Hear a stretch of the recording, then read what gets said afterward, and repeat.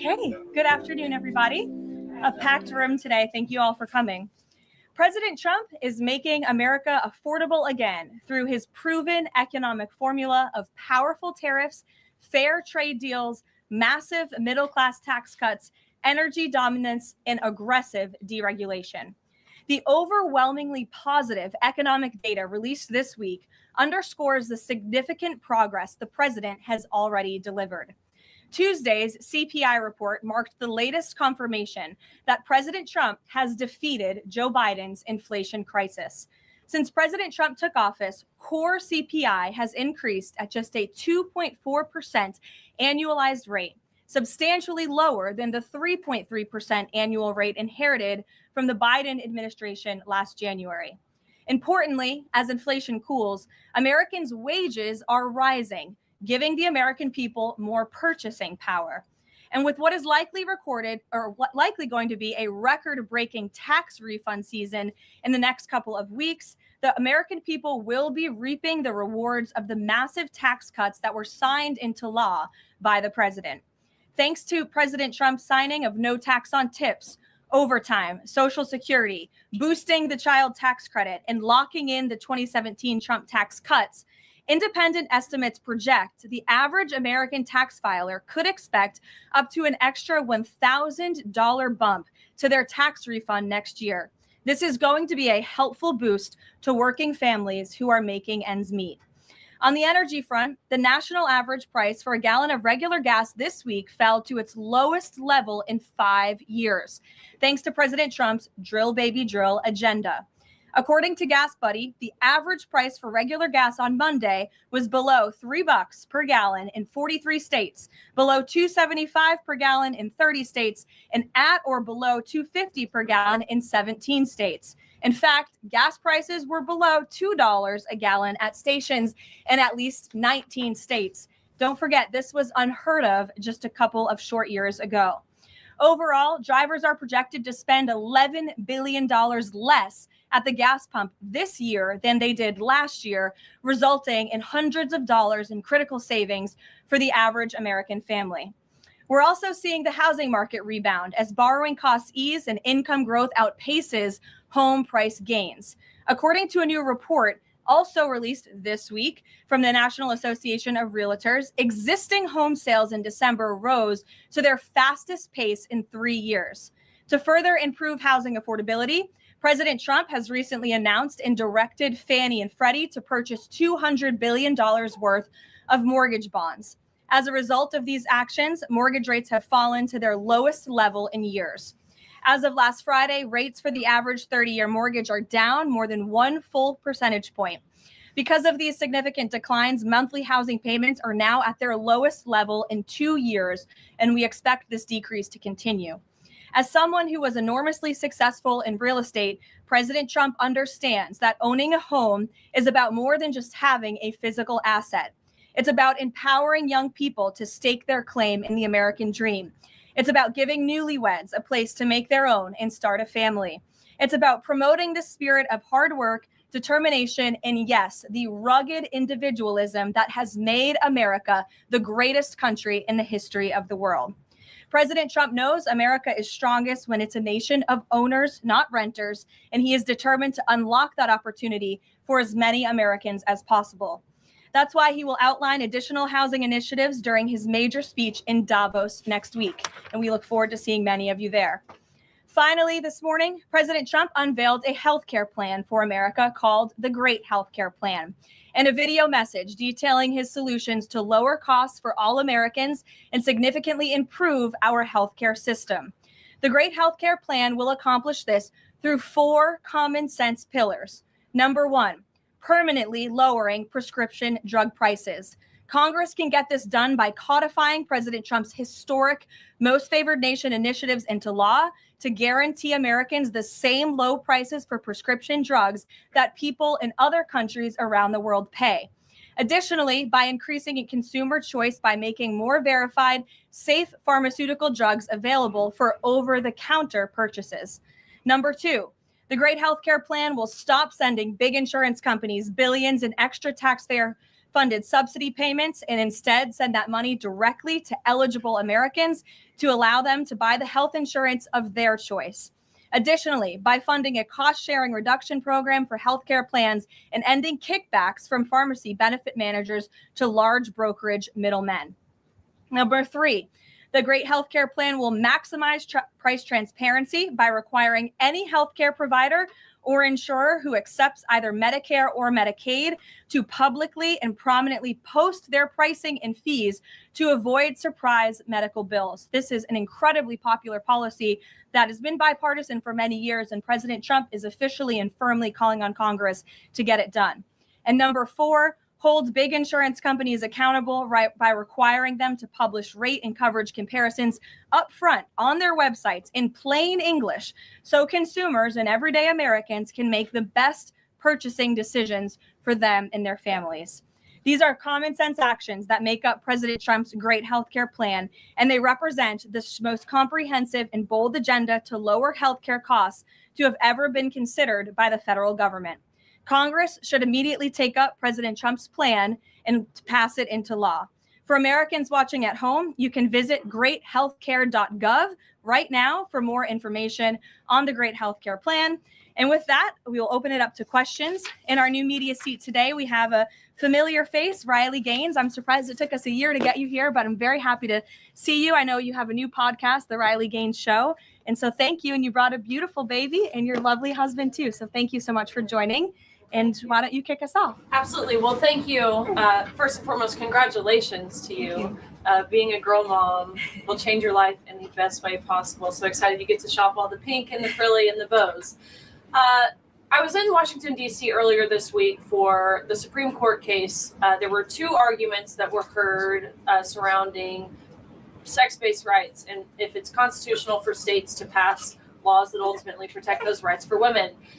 If the Supreme Court rules as anticipated in favor of maintaining these sex-based rights, is the administration prepared to take action against the states? I believe at this point it's 23 states that don't have those protections for women? Absolutely. And as you know, Riley, the administration already has done so. We've taken action in a number of fronts against these states who are failing to uphold the president's executive orders and this administration's policy of simply protecting women in women's sports and in women's private spaces.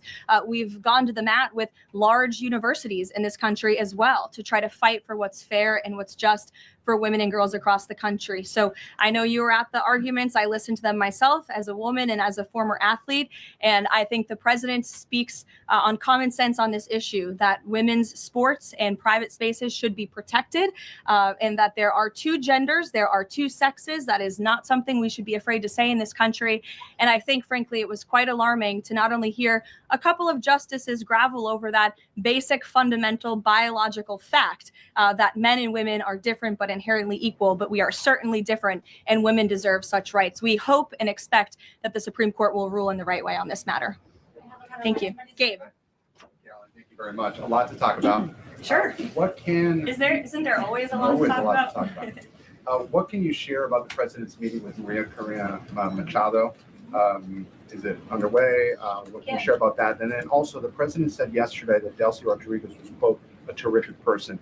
Does the president trust the remaining members of the Maduro regime? I will say to your first question, the meeting was about to begin as I was stepping out of the Oval Office moments ago. So my understanding is that it's underway right now. I know the president was looking forward to this meeting, and he's was expecting it to be a good and positive discussion with Ms. Machado, who is really a remarkable and brave voice for many of the people of Venezuela. So the president looks forward to obviously talking to her about the realities on the ground in the country and what is taking place. As for Ms. Rodriguez, the president did speak with her directly this week. As you know, he revealed that to all of you yesterday. And Secretary Rubio and the administration have been in constant communication with Ms. Rodriguez and other members of the interim government in Venezuela. They have been extremely cooperative. They have thus far met all of the demands and requests of the United States and of the president. And I think you have all seen that play out. We obviously had a $500 million energy deal that was struck in large part because of the cooperation from Ms. Rodriguez. Venezuela and Ms. Rodriguez have also confirmed that they will be releasing political prisoners from Venezuela. There were 5 Americans who were recently released this week as well. So the president likes what he's seeing and will expect that cooperation to continue.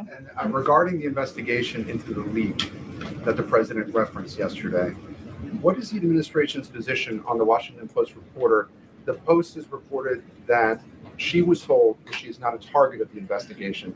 Does the administration believe she did anything wrong? And then also, what is the administration's position on the Pentagon Papers case from the 1970s that affirmed reporters' right to publish classified information under certain circumstances? Well, since this is an active investigation, I don't want to comment on it much more than what we did yesterday to obviously confirm the investigation. And I can confirm what the Attorney General stated and the president as well, which is that the individual, unfortunately, a contractor at the Pentagon, chose to unlawfully leak classified and very serious information to this Washington Post reporter. Hence why the reporter's home was looked into by the FBI, rightfully so. And the administration is not going to tolerate leaks, especially from within the national security apparatus of the United States government, that put our nation's integrity and our national security at risk. Full stop. The president will not support that. I know the Secretary of War will not support that, and it will not stand. And legal action will be taken against anyone, whether it's a member of the press or whether it's an employee for a federal agency who breaks the law. If you break the law and if you endanger our men and women in uniform, you are going to be held accountable, period, full stop. But does this Jackie. Does this administration believe that this reporter or any reporter has a right to publish classified information under certain circumstances? Look, I think that we do not believe that individuals who have been given the privilege of holding a top secret clearance should be illegally leaking that classified information. And I know the American people agree with that. And I think it's a basic tenet of journalistic integrity not to publish information that could directly endanger the operational security or the brave men and women who are serving this country in uniform and putting themselves in harm's way to protect not just the people of this administration, but all of you in the press and all of their fellow Americans as well. Jackie. Thank you, Caroline. I wanted to get the White House reaction to Iranian state TV broadcasting an implicit threat to the president's life. It was images of the assassination attempt in Butler, Pennsylvania, according to reports, with the message, "This time it will not go wrong."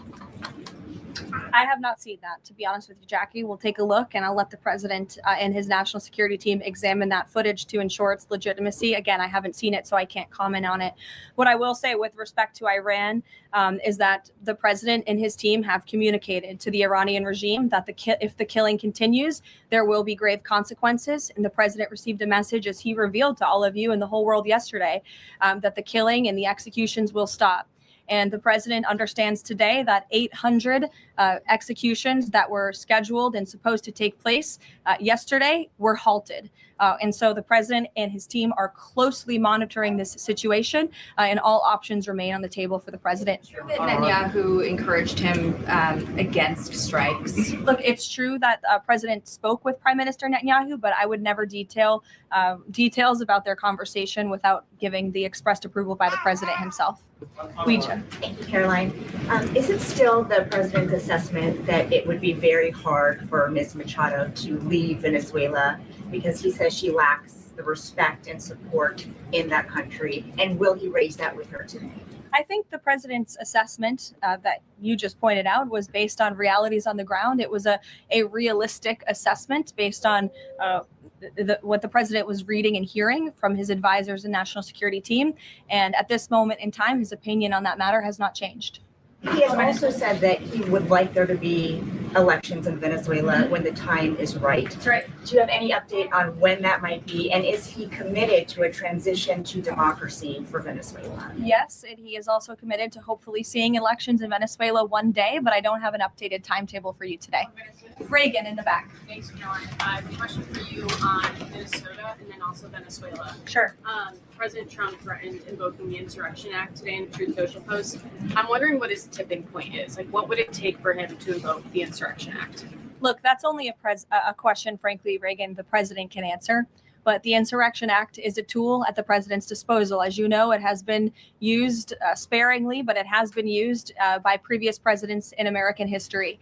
And I think the president's Truth Social post spoke very loud and clear to Democrats across this country, elected officials who are using their platforms to encourage violence against federal law enforcement officers, who are encouraging left-wing agitators to unlawfully obstruct legitimate law enforcement operations. And if you talk to any law enforcement officer, no matter what level they work at, they want to be working with their counterparts, whether that's at the federal level or the federal authorities wanting to work with their counterparts at the state and local level. And it's truly shameful that now for more than a year, you've had elected Democrat governors and mayors who have basically held their state and local law enforcement hostage and told them, you cannot cooperate with federal law enforcement. Why? They cooperated under the Biden administration. It's because these Democrats are deranged in their hatred for President Trump, and they are holding their state and local law enforcement hostage as a result.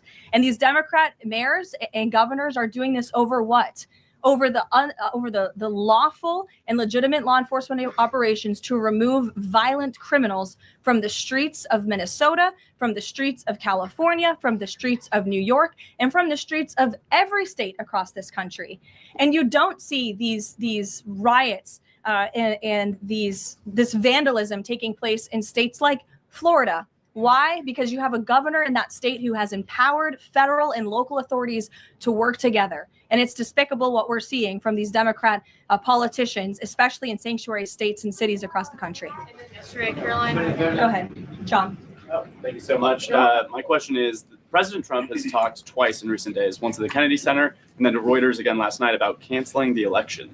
Why is he talking about this? I believe you're referring to the president's interview at Reuters last night. I was in that interview. It was a closed-door interview. Obviously, there was not audio or video. The president was simply joking. He was saying, we're doing such a great job. We're doing everything the American people thought. Maybe we should just keep rolling. But he was speaking facetiously. And then one more. Sure. On the labor secretary. She's under investigation. Has he spoken to her about this? I don't know if the president has spoken directly to the secretary. If they have, I'm unfamiliar with that conversation, but I have spoken to the president about that report regarding the secretary. He's aware of the internal investigation and he stands by the secretary, and he thinks that she's doing a tremendous job at the Department of Labor on behalf of American workers. PBS, go ahead. You were mentioning a moment ago about working federal, state, local officials in Minneapolis. Governor Walz's office is saying today that he's trying to get a hold directly with the president. Have they spoken? And if they haven't, why haven't they spoken? If there's a desire from Walz, that they're saying to de-escalate what's happening there. I'm not sure if that's a genuine offer to speak with the president. I was with the president about 30 minutes ago and they hadn't spoken at that point. Look, the president is always willing to answer the phone when people pick up and call. When there was another tragic shooting many months ago in Governor Walz's state, he spoke directly with the governor. But I would ask that the governor stops inciting the harassment and illegal obstruction of law enforcement in his state. All ICE and federal law enforcement are trying to do are remove people like this off of the streets of Governor Walz's city in Minneapolis and of his state in Minnesota. If you look at some of the individuals in this photo, these are all illegal alien criminals who came into our country under the previous administration. This is some of the most disturbing crimes you will ever read about. And there's only a few reporters in this room who will actually talk about these individuals. This is all ICE is trying to do. They are trying to remove people like this from Governor Walz's state. And so, yes, he should pick up the phone and he should say that he will cooperate with this president and with the federal government in making Minnesota safer, because that's all President Trump and his administration want to do. Mary. Thanks, Caroline. The president says he wants money to go directly to Americans so they can buy their own insurance. How exactly would this work? And can the president assure Americans that this will be enough to cover their healthcare costs? So this is the second principle in the president's healthcare plan, lowering insurance premiums, specifically in ensuring that that money is going directly back to the American people and cutting the kickbacks that then raise those premiums. So this plan, once put into legislative text and passed by Congress and sent to the president's desk, will stop sending big insurance companies billions of an extra taxpayer-funded subsidy payments and instead send that money directly to eligible Americans to allow them to buy the health insurance of their choice through, you may have heard it be referred to as health savings accounts. Whether that ends up being the actual name of such accounts, we'll have to see. Again, Congress and the White House are going to work together to put this plan into action. And then secondly, the Great Healthcare Plan will fund a cost-sharing reduction program for healthcare plans, which will save taxpayers at least $36 billion and reduce the most common Obamacare plan premiums by over 10%. And that's according to the Congressional Budget Office. But 20 million Americans in recent weeks have seen their healthcare costs soar. Can he assure them that if this plan is put in place, that they will be able to cover those costs? If this plan is put in place, every single American who has health care in the United States will see lower costs as a result. They will see more transparency. All of these proposals that are within the Great Healthcare Plan are incredibly popular with the American people, and they will impact everyone, not just a small fraction of those who are within the healthcare marketplace, but every single American will continue to see their costs go down. And I will note that they already are with respect to prescription drug prices. When you look at what the president has done with most favored nations, you've seen these big pharmaceutical companies in the Oval Office saying that this president and his team were nonstop around the clock pressuring us and negotiating with us to lower the cost of prescription drugs for Americans. And we are already seeing that to the tune, in some cases, of more than 500%. And that Trump RX website is something that the administration will be formally not launching very soon. So Americans will have access to those lower costs of drugs. Josh. Thank you. The president has called on credit card companies to lower cap rates to 10% effective the 20th next week. If they don't do that, what's his... What'll he do? What's the threat? Well, tariffs? No, I'm just kidding. The president certainly has an expectation, Josh, that the credit card companies will do this, just as he did with the pharmaceutical companies, that they will lower costs for American consumers. I don't have a specific consequence to outline for you, but certainly this is an expectation and, frankly, a demand that the president has made. Can you give us an update on the Fed? Sorry. There was some reporting from, I think, Fox Business that Rick Reeder had an interview this week scheduled. The president's indicated he's already made a selection, or at least he's settling on someone. Where is he in that process, and when can we expect an announcement? Is he still doing interviews? Look, the president is in the same place as you all have been asking about this for many, many weeks. He's in a decision-making phase. There are a few people who he likes very much for this job, maybe less than that. The truth is, like with all decisions, it's a decision for the president to make. And he said to Reuters in that interview last night that he thinks he'll be finally making that decision in the next couple of weeks. So we will see. And very quickly, there's been some criticism from other governments about Grok and XAI, the Twitter AI bot, and things it's been doing to manipulate images, including whether that would violate the Take It Down Act that the First Lady has supported. We've not heard from this administration on it. Elon Musk says that they've disabled that, but I wanted to ask you whether the administration has a position and whether that's something that you will be pursuing, or whether the president has talked to Mr. Musk about that. Yes, I will talk to the Office of Science and Technology, and we will get you a firm statement and answer on exactly where the administration stands. I don't want to speak on that without speaking with the experts on it. Yes. Just to follow up on the health care plan, one of the things in the Affordable Care Act was coverage of pre-existing conditions. Is there any discussion or inclusion on that issue in the president's plan? The president's plan that he outlined today will have no impact on individuals in this country with pre-existing conditions. Obviously, that's a continued conversation that the White House will have with Congress, but that's not the president's intention with the Great Healthcare Plan. Go ahead. Thanks, Caroline. Two questions on Minneapolis. And then you, go ahead. Two questions on Minneapolis, one on the ICE agent and the other on the rioting. I believe last night there were protesters or rioters that rifled through an FBI car, took weapons. We had a reporter embedded with ICE who said that she saw constant harassment all evening. Can you speak to the rhetoric we're hearing from Democrat politicians, whether they are causing violence against ICE, as well as some of the headlines we've seen, not including the full story? Yeah, I mean, to your first point, I think I've addressed that these Democrat governors and mayors in not just Minnesota, but in states across the country are essentially, they've referred to ICE agents who, again, are brave men and women. And I would encourage everyone in this room, and I would encourage Governor Walz and other Democrats who are demeaning law enforcement to sit down and have a cup of coffee with an ICE agent or a Border Patrol agent. These are great, patriotic men and women who have families, who put on the uniform every day and are following our nation's immigration laws at the direction of their bosses and again, at the direction of the law. They are simply trying to enforce the law. And the Democrat Party has demeaned these individuals. They've even referred to them as Nazis and as the Gestapo. And that is absolutely leading to the violence we're seeing in the streets. If you look at some of the images out of Minneapolis last night, look at this vehicle. Look at what it says. It says F ICE. You have these individuals who are putting their middle finger, proudly so, at the camera. Another ICE individual, a vehicle that was vandalized last night by these left-wing agitators. People don't do this without encouragement from people in power who make them feel like it's okay. Here's another one. And I'm pretty sure this car, you can't see it, said the best agent is a dead agent or something to that effect.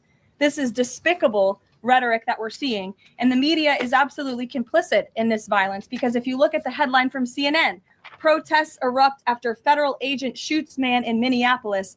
That is not the story. That is not the truth. If you actually want to know the truth, you can look at what the Department of Homeland Security released, which is that this ICE agent was executing a targeted operation against a Venezuelan illegal alien who was unlawfully present in the country.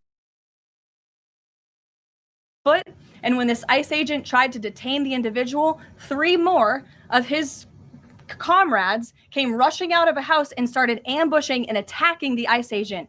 They used a shovel or a broom to smash his face in. And so, yes, that agent had to use self-defense and take up his weapon to protect his own life. That is what's happening on the streets of Minneapolis. That's what's happening on the streets, unfortunately, of these Democrat-run cities and states where you have elected officials who are encouraging such violence against our brave men and women in law enforcement.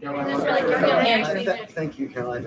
2 questions. First, to follow up on one of my colleagues who asked you about the president's interview with lawyers. You said that he was joking about canceling the elections, but Americans for generations have fought and died for democracy, for this democracy. Are you saying that the president finds the idea of canceling elections funny? Andrew, were you in the room? No, you weren't. I was in the room. I heard the conversation.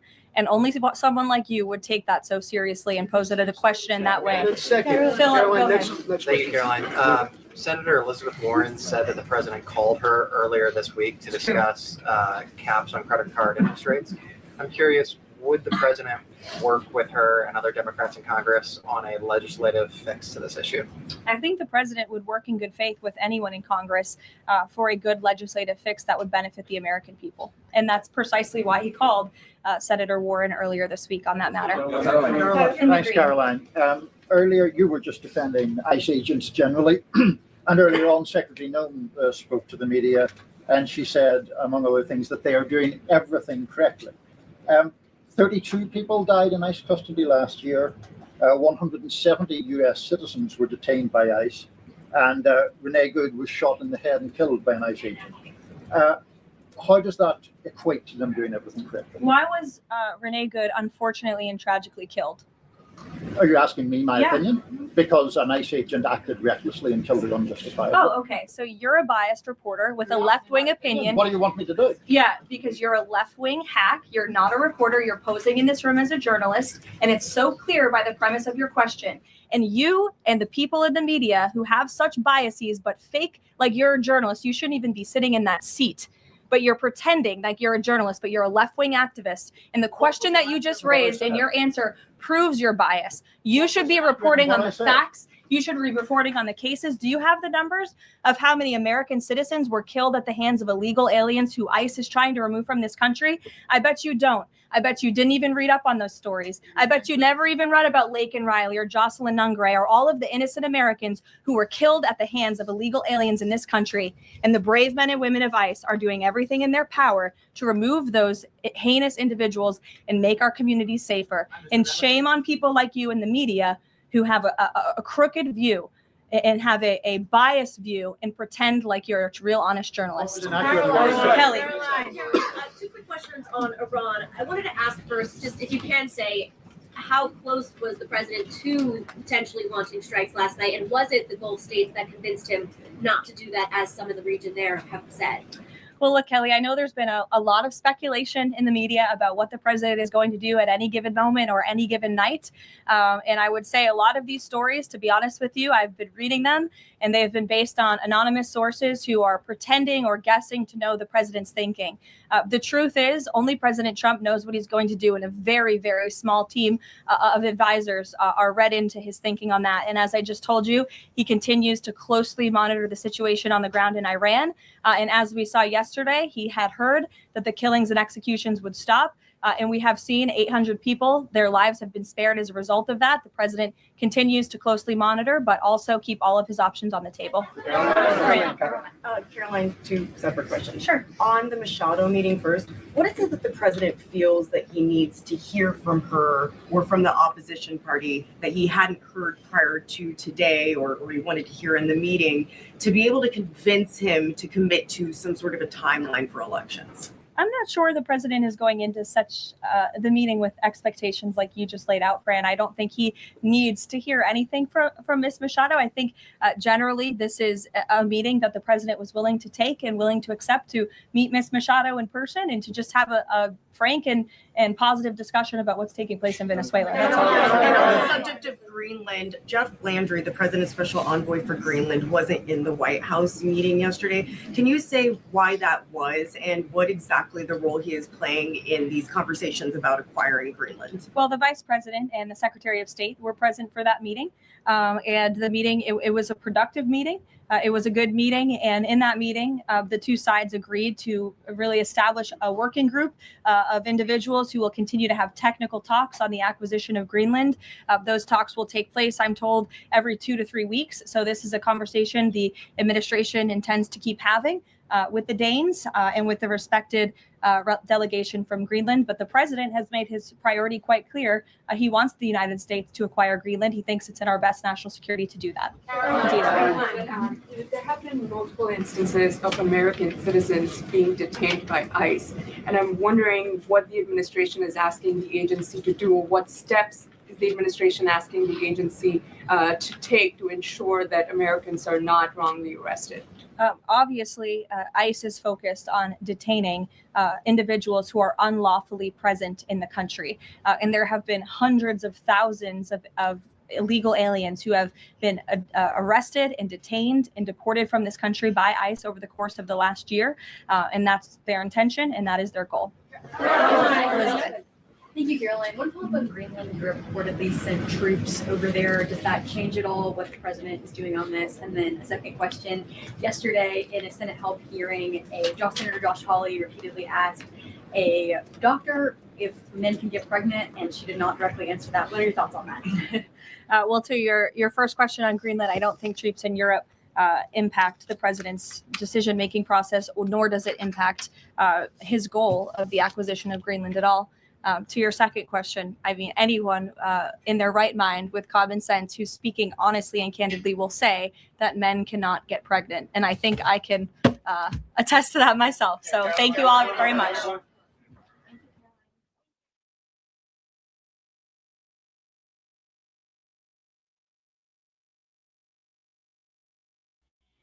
Hello, my friends, and welcome to the show. I am in day 3 of blackout, but things are getting better. But I am still nursing an injury, so I am quite comfortable in my living room and just want to focus on the major things that are happening. And but I first wanted to welcome one and all. Thanks for being here to see, what the heck is going on. What's the next step? What have we missed? What are we catching up on here? And it's pretty amazing. And I want to first take us to the wheel. Because I haven't had a chance to do the wheel because of my state, and so I want to make sure we get the wheel in right away. But I'm going to put it out there and let me know if there's anybody I missed.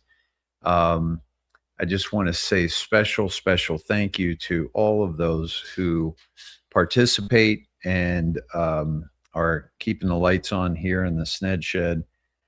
Christopher Hunt, Karen Billick, Dina Gildner, Edward Quinn, Dwayne Bro, Patsy Abbott, DOT Truck Sales, Farhad, Janet C. Butler, Heather Willard, William Atkinson, CR Partners, Nancy Sutherland, Carol King, Linda Prasnick, Wendy Collins, Maggie O'Leary, Catherine Drexler, Margaret Gatley, Diane Atkinson, Catherine Reeves, Marty Ray, Rosemary Henderson, Cynthia Hale, Donna Esteen, Janet Sayer, Karen Conklin, Thomas Green, Phil Dans, Brandon Petrie, that's Sarge, Kathleen Bossy, Modi Yoder, Karen Conklin, Helen Overton, John Valance Jr., Vicky Sorrells, Mary Bradley, L. Trench 1, Linda Butler, Wesley Gustafson, Tom Hutchins, Stephanie Allen, Lindsay Heritage, Liberty Shines 2, Tom from Texas, and Michelle McCabe. Thank you all very, very much for your donation to this community, your donation to this mission that I have been on for many, many years. And I'm just grateful for you to keep things rolling. I'll hold off until I get any feedback that you're not on the wheel here. But I want to go right to President Trump and his post today. Very, very important post. And I'm going to take you to, give me 1 second. I want to, actually, I'm going to play this for you very quickly. And let me see here. I want to play this for you here. This is Victor Davis Hanson, and he has some really great things to say. I really like his way of thinking. And here it is. Victor Hanson just exposed just how much trouble Gavin Newsom is in after $76 billion just went missing in California. Gavin Newsom is in a lot of trouble because California's nonpartisan state auditor just delivered a financial obituary for the world's fifth largest economy. $76.5 billion gone. Vanished into a labyrinth of fraud, waste, mismanagement, and incompetence so vast that it makes Minnesota's systematic looting look like amateur hour at a county fair. The audit released December 11th places 8 state agencies on a high-risk designation, double the number when Gavin Newsom took office, and the breakdown reads like a criminal indictment disguised as bureaucratic assessment. $32 billion paid to unemployment fraudsters during the pandemic, $24 billion in homelessness spending that the state cannot track or account for, even as tent encampments metastasize across every major city. $18 billion consumed by a high-speed rail project that after 17 years has yet to lay a single operational mile of track. $2.5 billion in annual exposure from improper food stamp payments. $650 million wasted on a scrapped emergency services upgrade that never functioned. And this represents merely the documented losses that auditors could quantify. The full scope of the catastrophe likely extends far beyond what any audit could capture. Representative Kevin Kiley stood on the House floor and stated what California's own audit confirms. California is the fraud capital of America. Not hyperbole, not partisan exaggeration, a mathematical certainty derived from the state's own accounting. The number of agencies designated as high risk for waste, fraud, abuse, or mismanagement has doubled under Newsom's tenure. 8 separate agencies now carry this designation, meaning they exhibit serious fiscal pathologies and have failed to implement adequate corrective actions despite repeated warnings. The Employment Development Department that dispensed $32 billion to fraudsters, the Department of Social Services overseeing CalFresh benefits, hemorrhaging billions in improper payments, the Department of Finance that lost.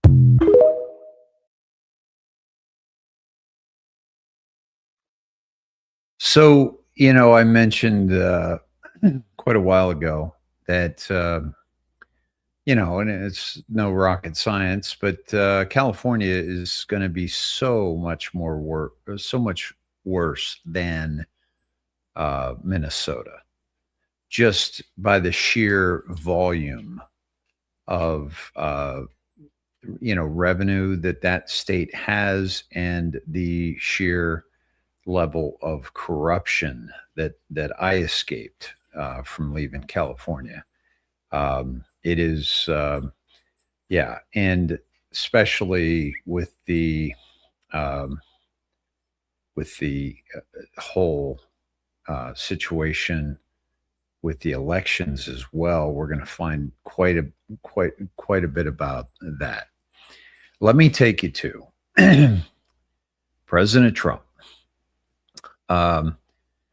This morning at 8:04, if the corrupt politicians of Minnesota don't obey the law and stop the professional agitators and insurrectionists from attacking the patriots of ICE, who are only trying to do their job, I will institute the Insurrection Act, which many presidents have done before me, and quickly put an end to the travesty that is taking place in that once great state.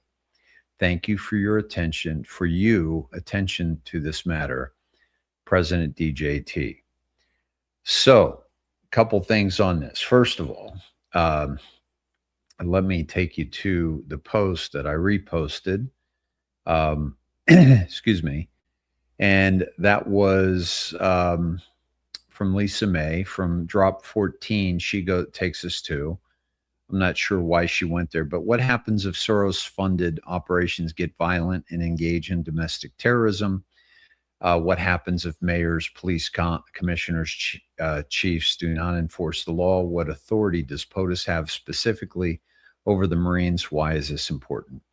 Now, I'll tell you why she went to this is the news unlocking the map, right? And this is basically, we know that this is the case. We know that these people are bought and paid for. And this is specifically alluding to the Insurrection Act. So I asked Grok, I said, Grok, what must President Trump do before invoking the Insurrection Act? And Grok said the main thing President Trump or any president has to do before actually deploying troops under the Insurrection Act is issue a public proclamation ordering the insurgents or rioters to disperse and go home peacefully. That's required by law in Section 254 of Title 10. It's like a formal warning. Stop now or federal forces can step in. This is that. If they don't obey the law and stop the professional agitators and insurrectionists from attacking ICE, I will institute the Insurrection Act. So he's giving them a warning. That was today. Okay. Now let's go to a few things here. One, we certainly let's go to the capital letter count on this, and Here we go. Let me see. And we'll go to 804 and 84. Okay. So, so let's go into, oh, I have not shared the show out. That is a mistake on my part. My apologies, my friends. This is, I am not myself. Let me just take care of that, get it over on Snedheads. And then let me see, embed. So this is a major deal. Like, he has specifically said that if you don't do this, I will institute the Insurrection Act, which has been done by many presidents before me. So he's kind of saying that, listen, we're going to be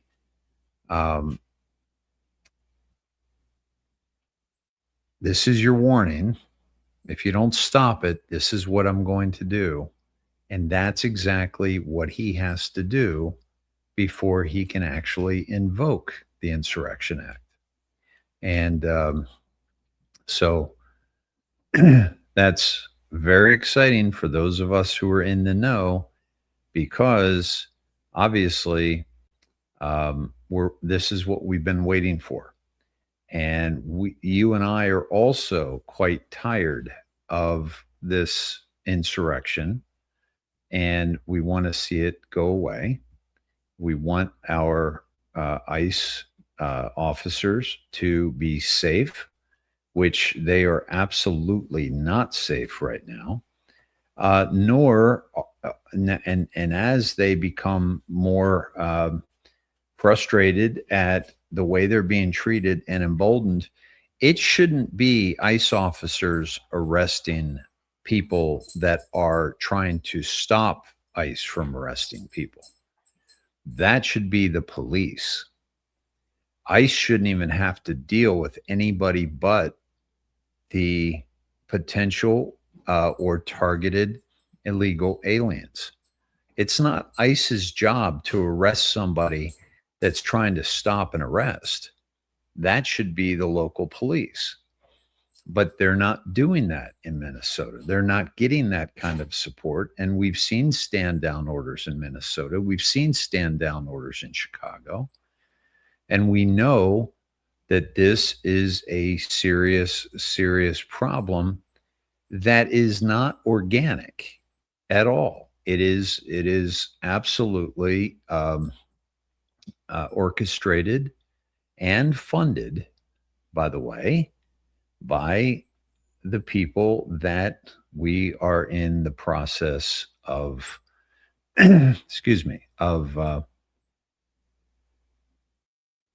unseating from their perch, from their power structure, right? This is definitely something that must be nipped in the bud, and otherwise we're going to have some serious problems. And Q has already let us know that we are protected, that we are safe, and that all efforts have been made to see to it that that you and I are not in harm's way. Okay, let me take you to Snedheads here. We'll go to research the Q drops. We'll go to the capital letter counter, and we'll drop this in the capital letter counter, and that is 29.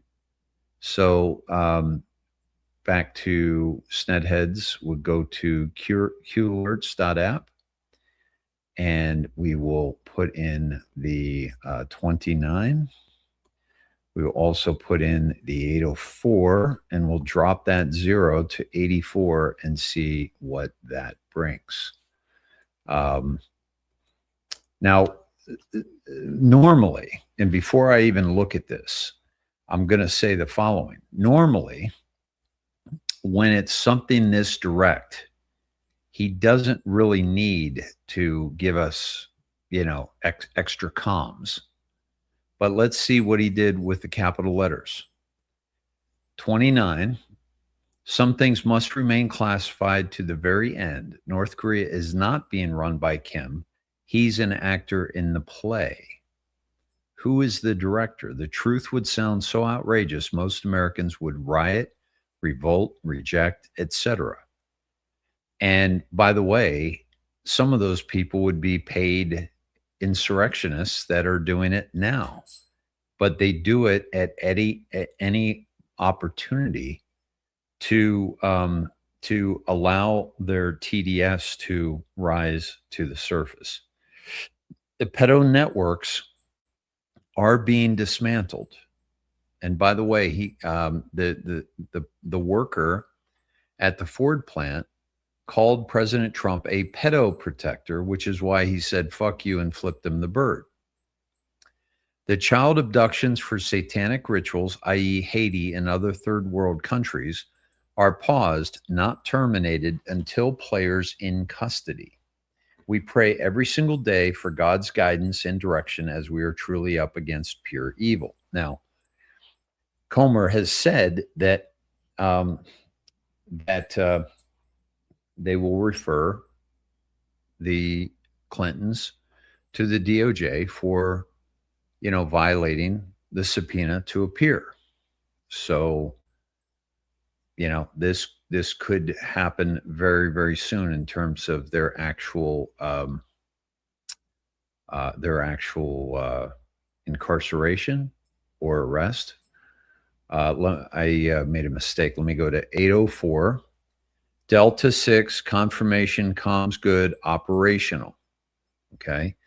Significant given how there are operations taking place here, Venezuela, Greenland in terms of, negotiation, but, we'll see how that goes. And Iran. All right. So significant. It's also going to take us to 454. We'll check that one out because of the zero, the ID and the blue. We dropped the zero though, and always 84. Please add crumbs above in a new complete graphic, organized and in order, critical for understanding and review. Spider web, Hillary and Saudi Arabia, Alice in Wonderland. See above. This is staged and deliberate. Snow White, Godfather 3. Okay. So we'll go to 454 and 83 because that one just referred to the one above. And so let's go to those two. The 83 is simplified. Alice in Wonderland, Hillary in Saudi Arabia, references Hillary Clinton in Wonderland by Lewis Carroll, Saudi Arabia, the Bloody Wonderland. Very significant given the fact that she was supposed to testify today or testify this week, as was Bill. Okay.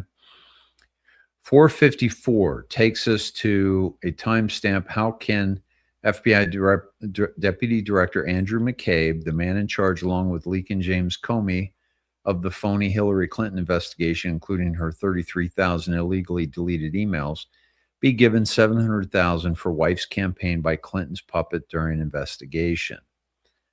This was Pacific time. There was a -7 minutes East Coast time, 5 minutes, missing 10 marker from past, missing 15 marker from past. Timestamps have meaning. There's also, again, Clinton puppets, it's pointing to the Clintons, it's pointing to Comey. And by the way, and I mentioned this the other night, didn't Jerome Powell's, I played for you Janine Apiro in her statement about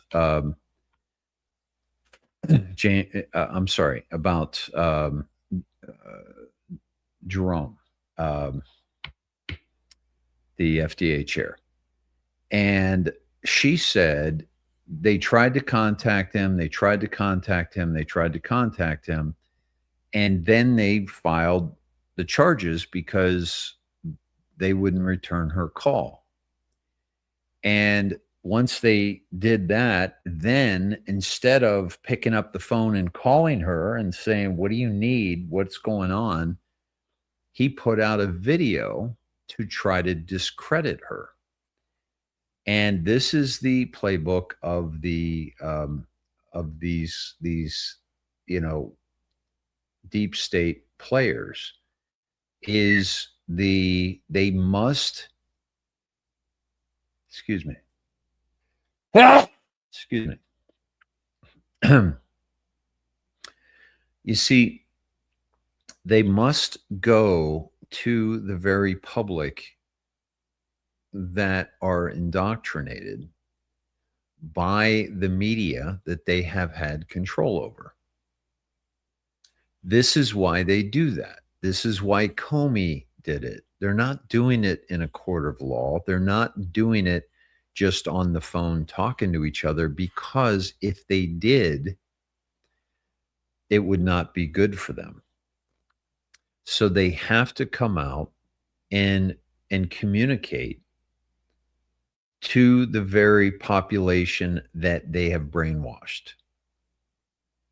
And that's their saving grace. And that's what's going on with all the ICE protests. And that's what's going on with, all the people that think that ICE is causing problems. The problems are being caused by those who were let into our country and paid to be into our country and flown into our country by the Biden administration in order to upset the apple cart of the elections and continue to import those who will vote Democrat, because there aren't enough people, there aren't enough US citizens to vote Democrat, because they know they're full of shit. So this is a very, very important, conversation. Comey goes on a video to try to appeal to the masses. Powell goes on to appeal to the masses that they have already brainwashed. And all the media, okay? That takedown by Caroline Leavitt of that pretend journalist. And I've seen that guy. He's on a show. He's liberal. He's on, I want to say, I can't remember what the show is, but I know that guy's face, and he's just this smug son of a bitch who thinks he knows everything, but in actuality, he's not real media. And Caroline Leavitt called him out for that. For that very, very thing, because this is the narrative now. Trump has been saying it for years. J.D. Vance said it. Caroline Leavitt said it. And this is the reason why these fake media are still being allowed into the Oval Office for these press conferences. Okay. I've got a really few really good comms here for you to share with you tonight that I think you're going to really, really dig. And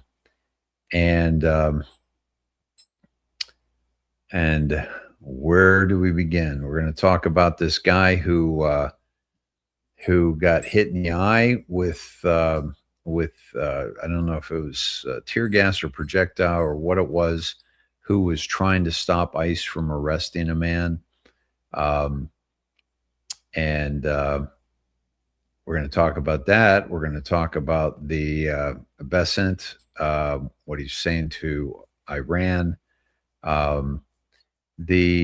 Some weapons almost landed in the hands of almost landed in the hands of China.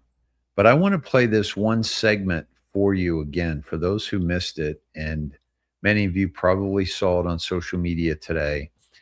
But I just want to, this is so important, not just because she lays this dude out, but because of this necessary interaction for us to see.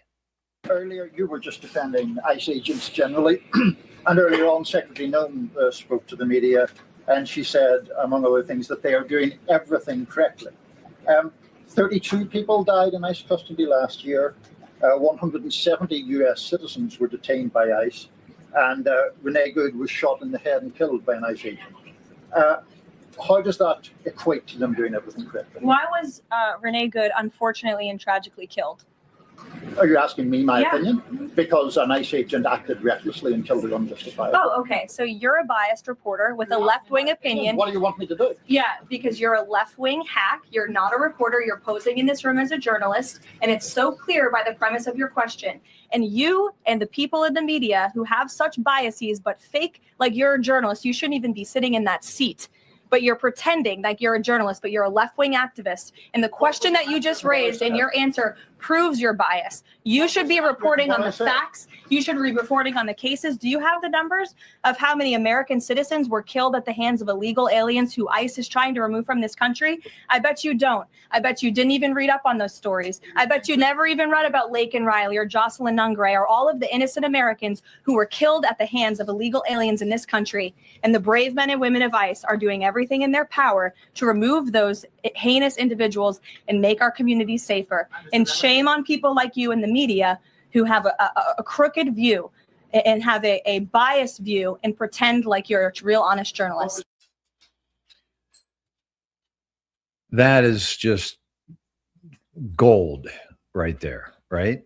I mean, it's just there's no other way to put it, but we wouldn't have this interaction if it were not for allowing the fake news media into the press room. Riley Gaines was there. Riley Gaines, who is an Olympic athlete who has been very outspoken on the on men and women's sports.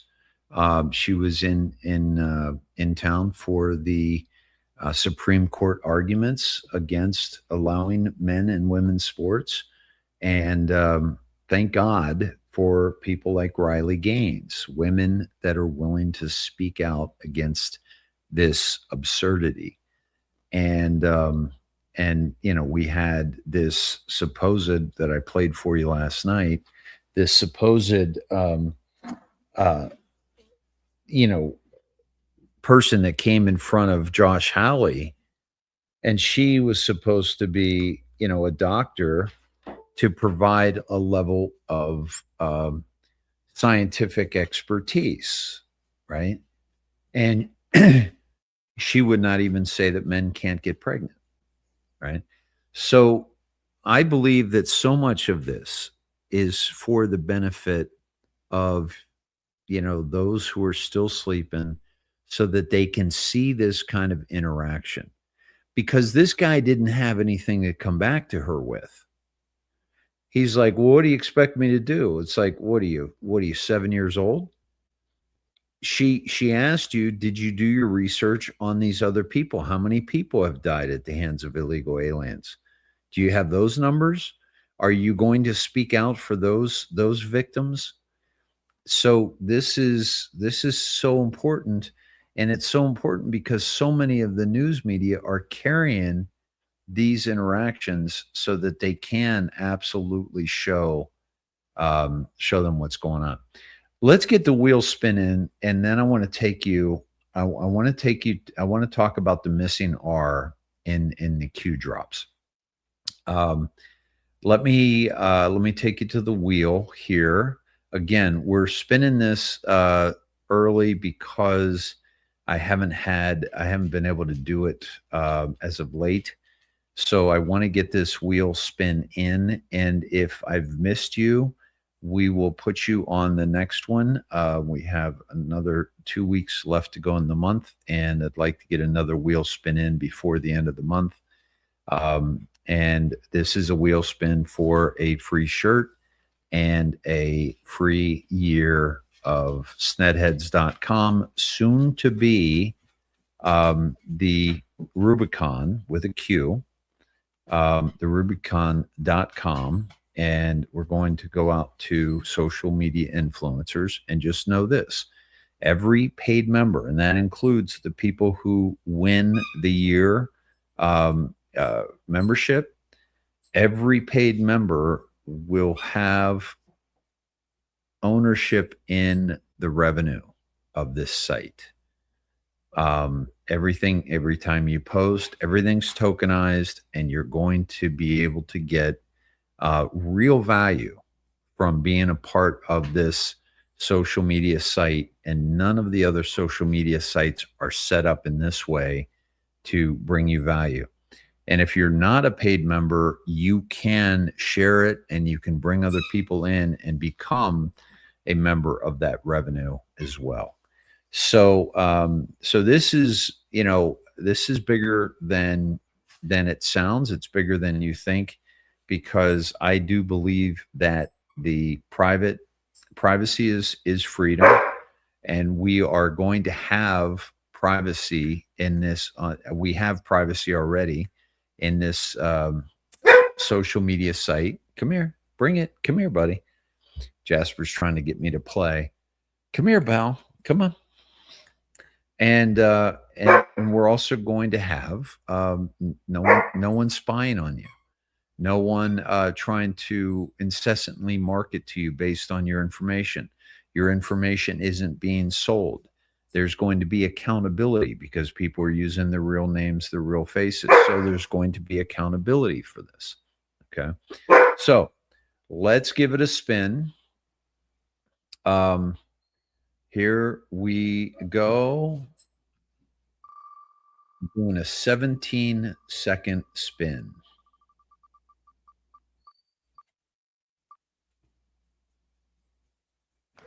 And Nancy Sutherland has won. Congratulations, Nancy. And thank you. That was a lovely $25 donation. Much appreciated, Nancy. What a great way to start the year. You're the first one of the new year. So thank you for your donation, and thank you for your support of this program. And congratulations on that. Awesome, awesome, awesome. And thank you all again who contributed to this community, that have supported this show. I am very grateful. Now, let me take you to the R that was missing from President Trump's post. This was the one about the and it's going to be a pretty basic decode for me, because this just really stuck out to me. So this is the post about the corrupt politicians of Minnesota, and the big thing about this is that it's the Republicans. Now, the missing R, if you excuse me, thank you for attention to this matter. There's a missing R. Now, the R's in the drops are primarily all Republicans. Okay. It's R in the kill brackets are all Republican. Now, but what's really been missing? What's been missing are the Republicans. This is not something that, I mean, it's like what has happened? What good have the Republicans been in Congress for this president? Okay. And it also could speak to election interference, which he was very big on last week, posting many things. And what we found in California, no Republican option in California when registering to vote. Welcome to the Democrat Party con. Okay. We're starting to see California is really being exposed right now. Oregon just found 300,000 people, or was it, wait a minute, was it 800,000? How many thousands of people did they find in Oregon that they had to clean up the rolls? So this is showing American Independent Democrat Libertarian select one only. So they're not even allowing, they weren't even allowing, this is back in 2019, people in California to vote Republican. And so this might be a shout out to the lack of Republican leadership and support for President Trump. It could be a shout out to the election interference that we have witnessed. Hold on, sorry. So this is very, very interesting to see all these comms that are playing out. Let me play for you part of this interview that actually Sarge shared out. I showed you part of it last night, but I wanted to play this again. This is from Scott Bessent is taking a pretty major role here, and some pretty big things are coming down the road. And this points to California as well. Yeah, and I think this is just the tip of the iceberg. I know. And you recently mentioned you think there are between $300 and $600 billion in fraud every year of federal funds? That's not my number. That's the General Accounting Office. So it's about 10% of the federal budget, 1 to 2% of GDP. And if we can narrow that number, President Trump asked for a $500 billion increase in the defense budget to fortify the 10, 20 years of neglect and the forever wars that we've been involved in that he's determined not to get us into. That if we need to flex up our military budget, if we can get rid of this waste, fraud, and abuse, we can finance a safer, sounder U.S. with that, without taking on more debt. It sounds pretty good outcome to me. And, it makes me think back to the beginning of the administration. You had some very high profile ever. And do you think there's a way to amplify that work moving forward? Yeah. And Chris, to be clear, I was in 100% alignment with Elon on the waste, fraud, and abuse. It was just, the Silicon Valley motto is move fast and break things. I said my personal motto and the Treasury motto is move deliberately and fix things. And that's what you're going to see in our investigations. You're not going to see headlines tomorrow. You're not going to see them next week, but in a month, quarter, that once we get people in the bear trap, they're not getting out because we will have conclusive evidence to present. And I think that they will have to make plea deals, that they will be willing to negotiate, to turn in higher ups, to help us map out how this happened. And again, we're going to take this Minnesota map to other 49 states. They're going to take this to the other 49 states, folks. That is going to, and I think this is just the we're not going to believe it ourselves. The sheer level, the sheer number of people and money that are embezzling and being embezzled, and it's really quite remarkable that we've allowed this to go on for so long, and it's definitely something that has to stop. And this is from MJ Truth Ultra. That is a clip. Let's play this first. Imagine if that city or that town was suddenly invaded by thousands of federal agents that do not share the values that you hold dear.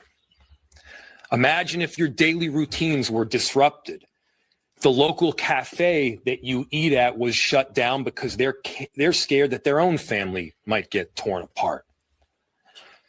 Imagine if schools shut down and suddenly parents got to figure out what to do for daycare. So MJ Truth Ultra said, yes, we can imagine, dipshit, because you allowed it to happen with the Somalians who invaded our towns by the thousands who don't share our values. Well said. And then here's Scott Bessent. I am pleased to announce that IRS Civil Enforcement is auditing financial institutions that facilitated the laundering of Minnesota funds, in addition to helping support criminal and civil enforcement efforts. The IRS will also soon announce the formation of a task force to investigate any fraud and abuse involving pandemic-era tax incentives and misuse of 501c3 tax-exempt status by entities implicated in the Minnesota-based social services fraud schemes. We are committed to preventing fraud and fraudulent nonprofits from taking advantage of the American taxpayer. I am pleased to announce that IRS Civil Enforcement is auditing financial. So, hey, one of our most strongest organizations in the U.S. government, other than our military in terms of effectiveness, is the IRS. Why?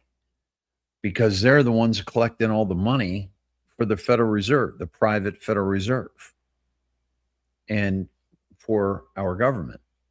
So they're pretty good at what they do. And now they're getting involved. And don't forget, Pam Bondi also got thousands of IRS agents to help with deportations. Okay, so that's bringing the IRS. They're already involved with ICE in apprehensions and deportations. All those additional, IRS agents that were hired, remember that?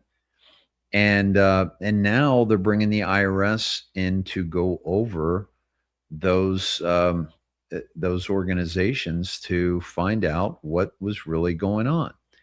And by the way, staying with Minnesota, because based on what we're seeing now, and based on President Trump's threat, and oh, by the way, before I go to this, I just wanted to say on the Q drops, the R,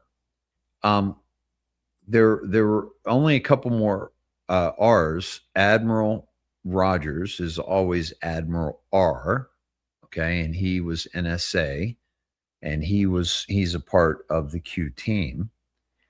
And also James R. Brennan. I'm sorry. Is it Brennan or Clapper? Let me see. I think it's I'm forgetting. I get those two clowns mixed up. They're literally both clowns. Yeah, is it Clapper? More Republican Party.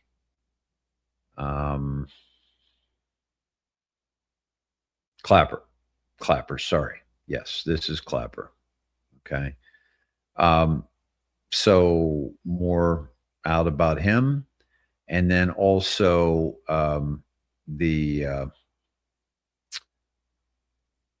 this one here, which is seals are wonderful creatures. Heard they work fast at capturing their prey. Silence is golden. Corona offline. Okay, deactivated. Games are fun. Is this in reference to the capture of Maduro, and what is, possibly going to happen very soon with Iran? We've heard that the top players in Iran are getting money out of the country into Dubai, set to flee. And I've got a post to share with you on that as well. But first, let me take you back to this post here regarding Minnesota. Let me give you the perfect example. How about Minnesota Congresswoman Ilhan Omar? In February of this year, she shot down claims that she's actually a millionaire. She wrote, "My salary is $174,000 before taxes. I don't have stock or own a home, and I'm still paying off my student debt." So if you're going to lie on something that is public, maybe try checking my financial statements, and you will see I barely have thousands, let alone millions. Well, people have checked the public records now. Ilhan Omar apparently has a net worth upwards of $30 million, somewhere between $60 and $30 million. And get this, it's because of companies run and owned by her husband, who in 2023 had a net worth of $51,000. In 1 year, that $51,000 grew from $6 to $30 million, 3,500% growth in 1 year. What a good communist. It's always equality for you, elitism for those in power. So that's Will Kane. Just, more and more is coming to light here. And I want to take you to this interview done by Nick Shirley here with the gentleman that actually worked. Where did that go? My apologies. Hold on one sec. Here it is here.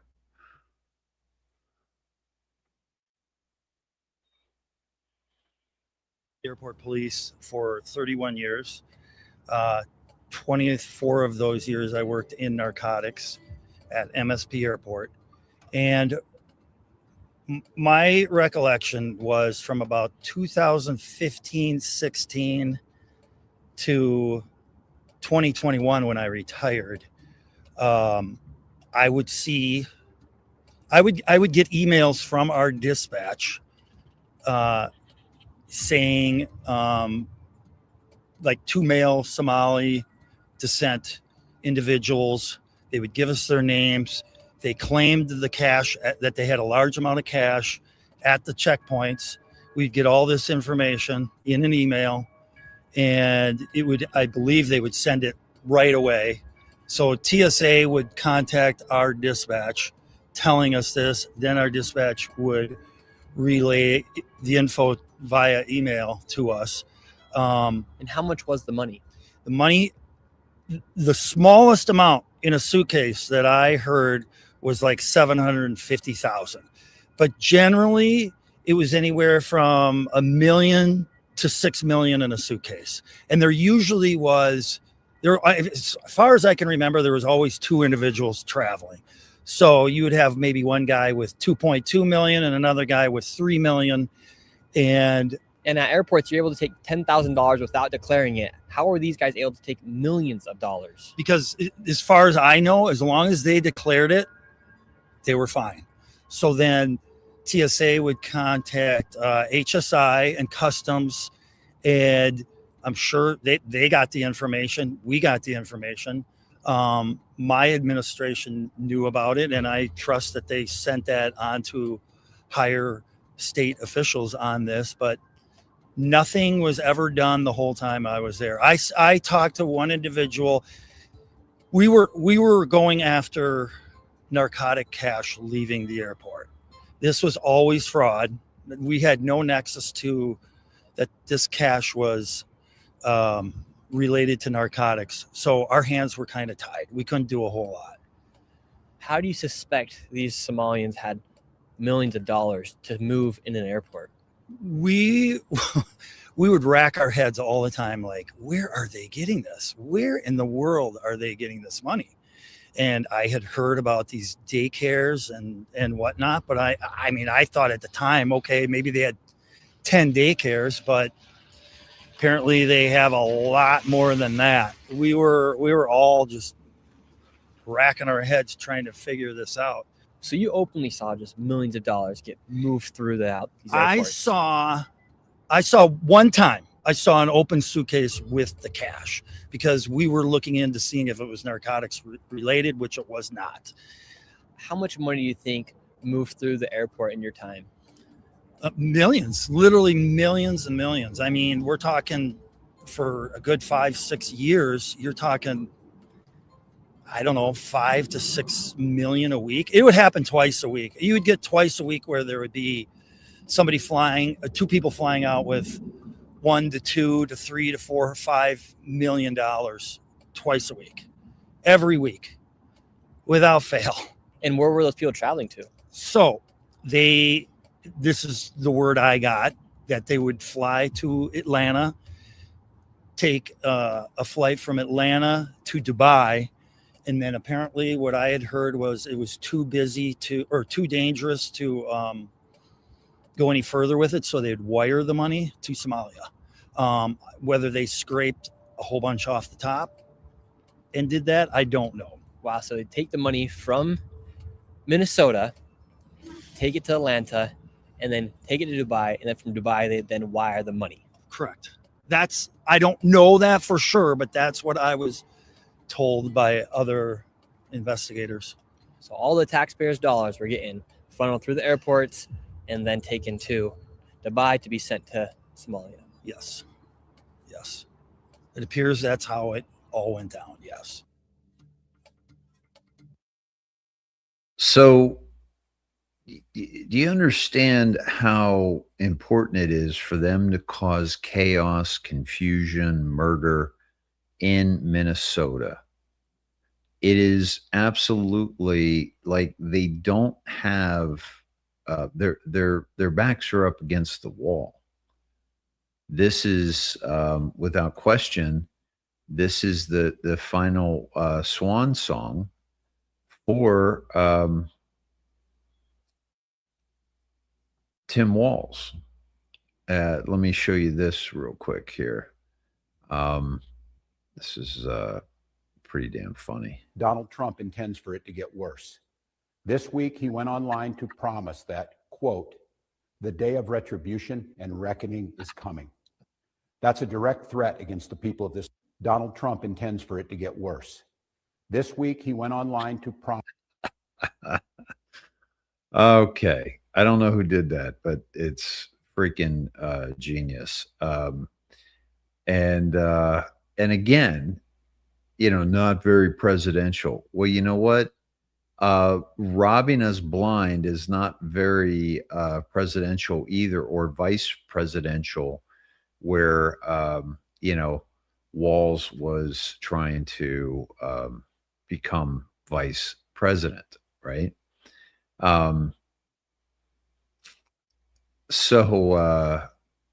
Okay, so let me get to the next thing. Now, I want to go. We're going to go back to Minnesota in a second, because again, this is really, really important that we understand why they have to have these false flag attempts happen in Minnesota. But I want to show you President Trump. Let's see.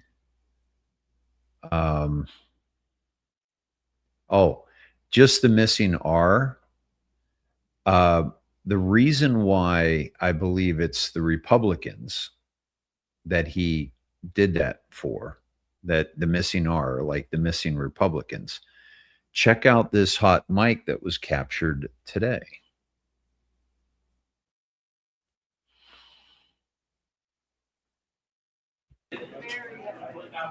Hey, Jeff, you agree with me on blue stuff? You know I cannot appoint anybody.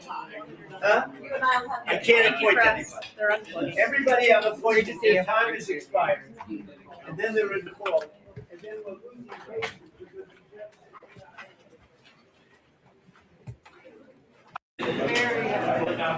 Hey, Jeff, you agree with me on blue stuff? You know I cannot appoint anybody.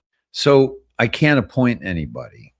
He's calling out the Republicans for not, making sure that his appointments go through. I can't think that this was an accidental hot mic. MAGA, we're pretty much done with any Republicans. All right. There aren't too many Republicans that we're just not absolutely so over. Okay. I'll give you an example. excuse me, Mitch McConnell today was criticizing President Trump. What has Mitch McConnell done exactly other than impress everybody with his ability to continue to stand up on his own? Not much, not much. And here he is. And I've yet to hear from this administration a single thing we need from Greenland that the sovereign people is not ready and willing to grant us. Unless and until the president can demonstrate otherwise, then the proposition at hand today is pretty straightforward. Incinerating the hard-won trust of loyal allies in exchange for no meaningful change across to the Arctic.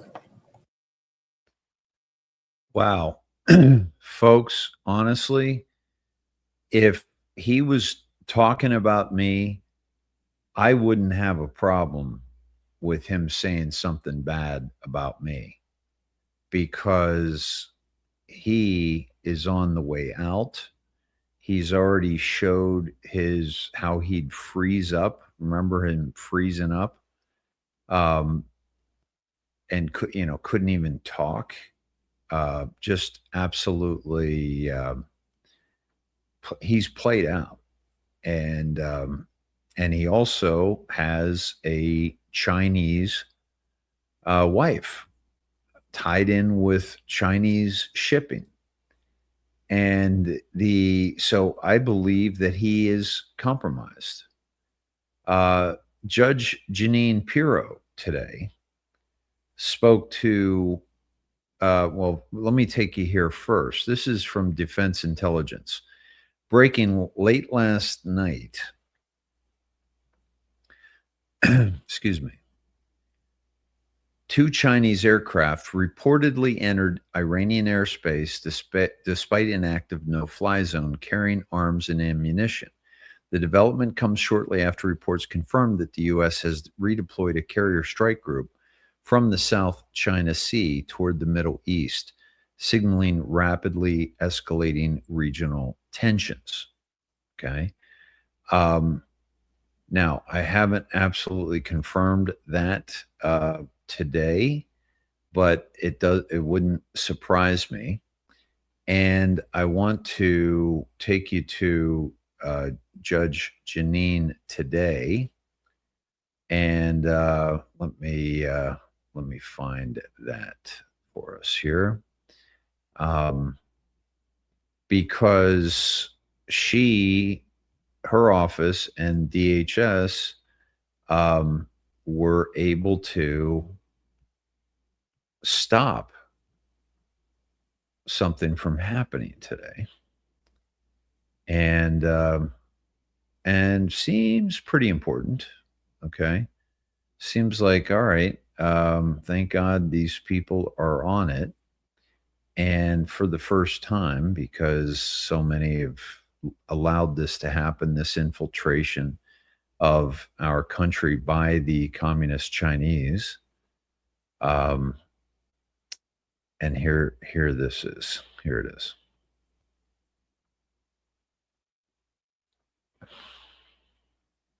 On their way to the people. Hi, everyone. It's Judge Jeanine. This week, my office issued a forfeiture complaint for 2 sensitive pieces of military equipment, which were on their way to the People's Republic of China. It was hardware that we were able to keep out of the Chinese hands. These pieces of equipment are known as mission crew trainers, and they serve as mock-ups of U.S. equipment so the Chinese can familiarize themselves on sensitive inner workings of our systems. They were models of what's called a P-8 Poseidon. Had we not interdicted these things, our adversaries would have gained very valuable knowledge, insight into our military systems and capabilities. But thanks to the work of my office, the FBI and Homeland Security, the Department of Commerce and Bureau of Industry and Security, these tools are out of the Chinese hands, and our service members across the globe continue to be safe. So, you know, that stuff is still going on. That's no surprise. But the fact that we're starting to see this happen, and we don't have a president with a son who is completely compromised because he took a lot of money from China. Okay. Speaking of Hunter Biden's baby's mama has filed a motion in an Arkansas court requesting that the judge incarcerate Hunter Biden for failing to pay child support. In 2023, the parties reached a settlement reducing Hunter Biden's child support obligation from $20,000 per month to $5,000 per month, which also included provisions for him to meet his daughter. Hunter Biden has still never met his daughter. Is that true? I have not had a chance to check on this. This is from Brianna Morello that I've been following, and she has some very good, accurate stuff. So I have not checked her work on this. If you guys wouldn't mind doing some digging on that to find out if that's true. Yeah, so yeah, the turtle. Yeah, nothing made in China lasts long, including Mitch. He's lasting a little too long for my taste. Weapons purses, too much formaldehyde. And is he a 2.0 too, right? Too much bourbon, Mitch. Yeah, two-party system is history, just saying, not constitutional. Yeah. Yeah, is this guy alive? Yeah, exactly.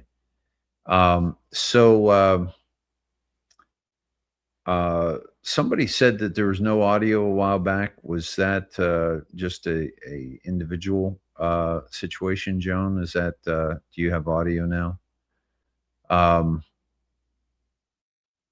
Yeah, good for that daughter if true. That's absolutely true. Yeah.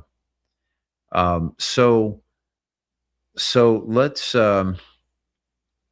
let me do this here. Let me take you to President Trump talking about Rand Paul right here.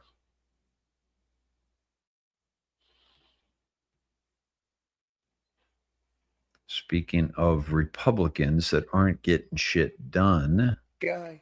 And also we're freezing any and all welfare payments going to illegal immigrants that will start effective immediately. So when illegals come into California, Gavin Newsom, they come into California and they send us bills for people coming in. We're not paying it. So we're working on that very strongly. Just don't pay it. As Nancy Reagan would say, just say no. You remember Nancy Reagan, just say no to drugs. It's a little more difficult than that, I guess, right? But just say no. Additionally, from this moment forward, if you're on public assistance, like almost all Somalis are, did you see where 94% of them are on public assistance? You can't wire money out of the country back to your bank account from where you came. But more importantly, we probably aren't even going to give them the money anymore, the money going to them, because of the tremendous abuse and probably illegality being perpetrated on our country. We're not going to give them the money. We're not giving them the money. Okay, so this is what Rand Paul did today.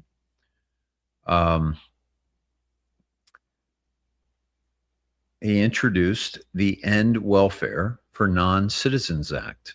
This bill aims to prohibit taxpayer-funded federal benefits such as SNAP, food stamps, Medicaid, cash assistance, tax benefits, and other subsidies from going to non-citizens, including refugees, asylees, and immigrants without legal status. It addresses concerns over fraud, waste, and the national debt, now over $38 trillion. His office highlighted issues like a major fraud scheme in Minnesota, potentially reaching $9 billion. And Nick Sorter's interview of that police officer that has been working in the Minneapolis airport, he said there were 2 of these, suitcases going out every single week. And he said the smallest one had 750,000, but they were always over $1 million outside of that, in 2 million. 2 a week from I think it was 5 years. He was there for a lot longer, but it was towards the end of the 5 years. Now, how did they get away with that? Well, the Somalis work the airports. They work TSA. They work baggage handling. They work, at the desks. That's a major, this was all been planned out, folks. This isn't like, oh, let's get a job at the airport because it pays well. No, let's get a job at the airport because we have to get this money back to Somalia via Atlanta, Dubai, where they would then wire the money from Dubai. This has been an orchestration. The latest bill has drawn attention, with supporters calling it a no-brainer for America First priorities in an effort to make restrictions on such benefits permanent. Building on related executive actions, Paul has posted about it and urged co-sponsors. So, folks, this is what's going to be interesting, is who is going to vote against this in the House and the Senate. Now that we have this bill, we're going to see who's voting to keep those benefits going to the illegals. Well, it's going to be the Democrats, because that's their voting base. And those are the people, all the asylees, all the immigrants, they were made promises to that we will take care of you financially. We'll give you SNAP. We'll give you Medicaid. We'll give you all these Social Security jobs, driving big rigs. This was all planned out. So in what I've said is the most dangerous that we're going to be in this country is when all of these, service age males that are, gangbangers, they're criminals, they're mental asylees, they are, all these people. What's going to happen when their SNAP benefits don't work anymore? What's going to happen when their EBT cards don't work anymore? What's going to happen when their one mode of work, their CDL license, has been taken away from them because it was given to them fraudulently? What are they going to do? Well, they're either going to take the deal to get out of the country that Kristi Noem has offered, that President Trump has offered, or they're going to start hurting people and robbing people. And this is the time that I believe that this has to be the military. 800,000 on the voter rolls in Oregon. Thank you, Whip and Spur. 800,000 fake names or dead names on the voter rolls in Oregon. Let's see. All right, let me check that out. So this is in this warning that President Trump put out today, I don't want to make light of it. This is the warning that was necessary for him to be able to legally, legally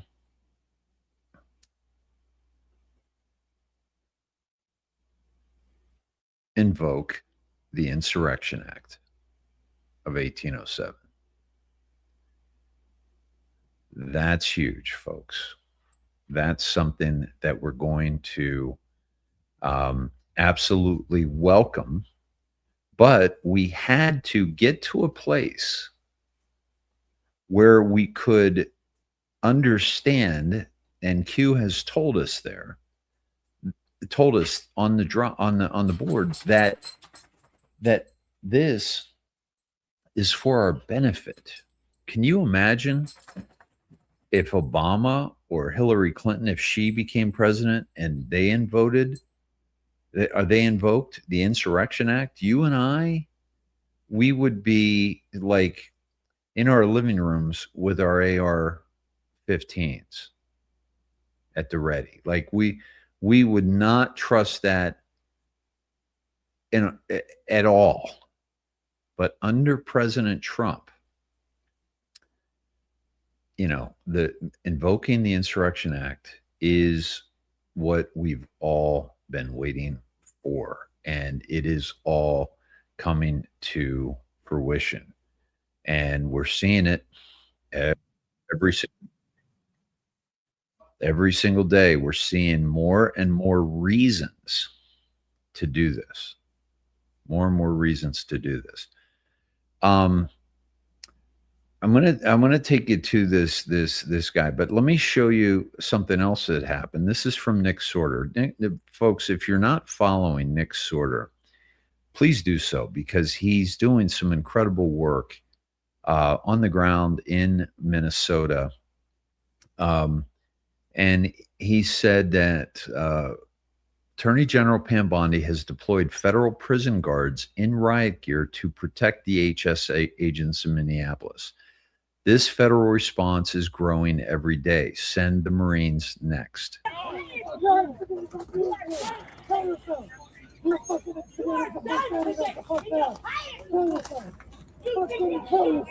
See, the Bureau of Prisons.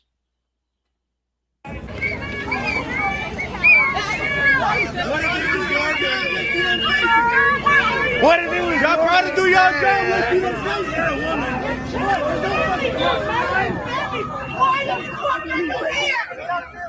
What the fuck is the president?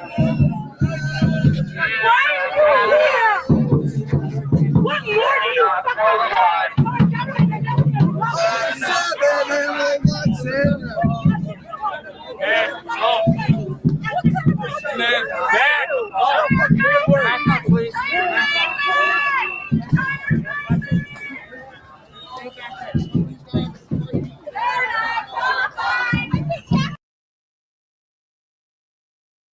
Yeah. So now they're chanting, they're not qualified. Now, this is a federal response that is not going to be adequate, in my opinion, and then will thus turn into the Insurrection Act. But this is the first step of the federal response, because the police are not keeping ICE safe. This job, and these people who want to say sorry, follow ICE, and film ICE. You know what? You can protest; they have that right. But when you cross that line, and we've proven it, if you interfere or impede, sorry, you're assault an ICE officer, you will be prosecuted. And one thing I'm pushing for right now, Laura, we're going to create a database where those people that are arrested for interference, impediment, assault, we're going to make them famous. We're going to put their face on TV. We're going to let their employers in their neighborhoods, in their schools, know who these people are. Because as you said, a lot of these people, they say they're taking time. Sorry, it's weird sometimes. Work the protest. I bet you a lot of them are calling in sick. I bet you a lot of their employers don't know what they're doing. But we're going to make sure everybody knows who they are. We're going to broadcast. They want to broadcast the ICE officer that was nearly killed all over the internet. We're going to broadcast every one of these people we arrest. This job. So Tom Holman throwing down, like, this is what's going to happen. Now let me take you to let's listen to more of Laura. The violent rap sheet. Of course, he should have been in prison already, but in Tim Waltz, Minnesota, like they don't arrest anybody here. So it's not surprising that he was able to go out and beat this gun safe to a pulp and pull this automatic firearm out of it and run away with it. And, you know, hell, if it wasn't for, honestly, a lot of us independent journalists on the ground that were able to get a video of this, nobody would have seen it happen. Wouldn't know about it. They were able to find this guy based on a video from independent journalists, the one that we posted last night. I mean, it's crazy that it has to be us doing this. So, Nick, did you talk to DOJ to get his name? Yeah, absolutely. So it's I've been in contact with Attorney General Pam Bondi throughout the day today. We've talked to him several times. We'll take that because as a I have lot more confirmation. material that I haven't posted. Yeah. And so they've been, there's a lot of FBI stuff going on the ground right now that I can't talk about, but there's more coming.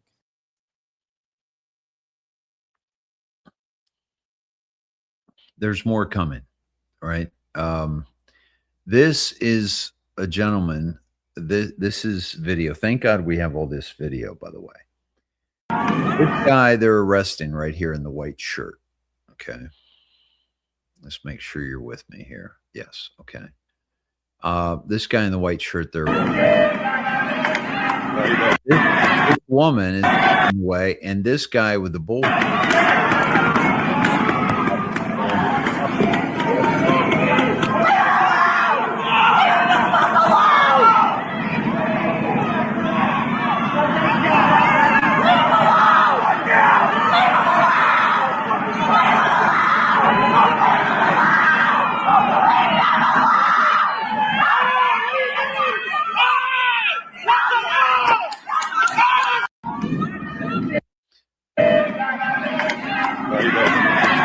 Do not interfere with the police, with ICE. Do not interfere.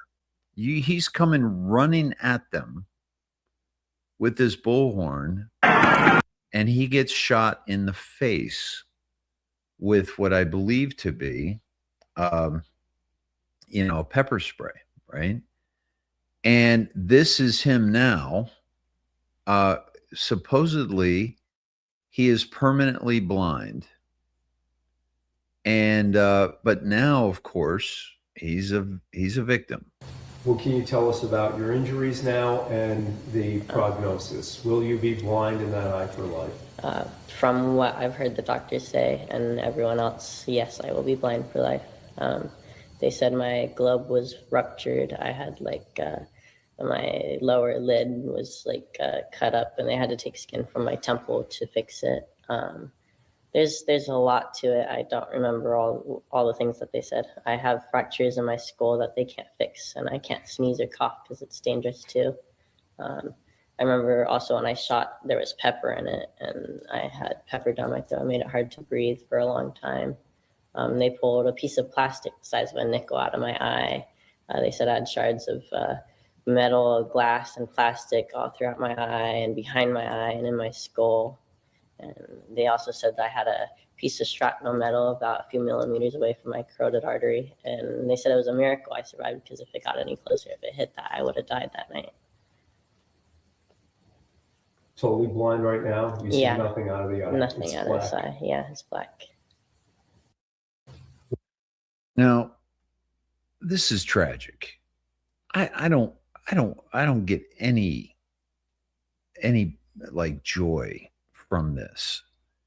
I'm disgusted by this. But you have to look at what is motivating these people to do what they're doing. These are illegal immigrants in our country that were shipped financed in by a very, very corrupt organization, George Soros organizations, NGOs, USAID, SNAP benefits, Medicare, Medicaid, the Social Security, EBT cards.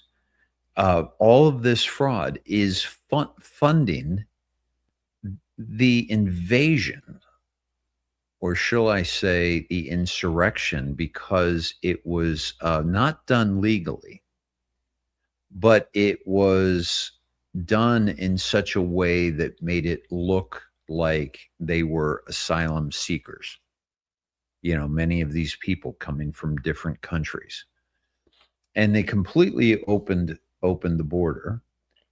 So what is driving these people to stop ICE from doing their job? Which we saw, I showed the walls in front of Congress, and Byron Donaldson flat out asked him, isn't it ICE's job to deport illegal aliens? Is that a fact? Yes, it is. So why are you causing such vitriol among the left? And, you know, we got to get to the bottom of who's financing this because they're the ones responsible for this dude and what he's doing, right? And this is just an example. You know, Caroline Leavitt said, "Are you doing any investigation of the people who are, you know, have been harmed by these illegal immigrants?" And here's a very recent one here. This is Savannah Hernandez outside of the Queens Criminal Courthouse in New York City, where I just attended the sentencing for Charles Foner, the 67-year-old retiree who was just sentenced to 4 years in prison after defending himself from a 15-time career criminal here in New York City. Now, if you're not familiar with the story of Charles, basically back in 2023, a 15-time career criminal with a history of mental illness ended up threatening him and lunging at him. Charles, who had a handgun in his pocket, which he had, by the way, because of his fears of rising crime throughout the city, ended up pulling out his weapon, telling this man to stop. He did not heed the warning. He continued to lunge at Charles. Charles opened fire and ended up killing him. Now, interesting thing about this case is that the DA of Queens, Melinda Katz, did not bring forth homicide or manslaughter charges because even her office agreed that this was a clear-cut case of self-defense. However, what they did decide to charge Charles for was criminal possession of a weapon. And then after this incident happened, the police went and searched his home, and they found what they stated is an arsenal of unlicensed weapons. And I want to say he had about 30 other guns in his home, and Charles's attorney stated that Charles has been shooting guns since he was a kid. Charles has no criminal history, and he has been around guns his entire life. However, because he was in New York and these were unlicensed, the DA decided to bring forward these charges. Now, something else I want to bring up is there was a case that was very similar to what happened to Charles with a 69-year-old homeless man on a subway in New York who ended up killing somebody in self-defense. Now, this homeless man ended up getting attacked by 5 illegal immigrants, and he used a knife to fight off his attackers, and he ended up stabbing and killing one. Again, Melinda Katz's office decided that this was a clear-cut case of self-defense and decided not to press any charges at all, and that case has since been dropped. Very similar to Charles's case, the main difference here, though, is, of course, the weapon used. Instead of using a gun to defend himself from criminals, this homeless man used a knife, and the DA did not bring forward those charges. So I spoke to Charles's attorney, who was present today, who stated that this is one of the saddest cases that he's ever worked on. To understand how this has impacted Charles, here's what he had to say. I don't think justice was served on the macro level. You know, we've said consistently, our position is that Charlie is not without fault. He possessed firearms that he wasn't lawfully allowed to possess. The question is one of proportionality. Prosecutors have essentially absolute discretion in these situations. They exercised some of that discretion to give Charlie a sentence that was less than what he would have faced at trial. They exercised some of that discretion and ultimately not charging him with homicide.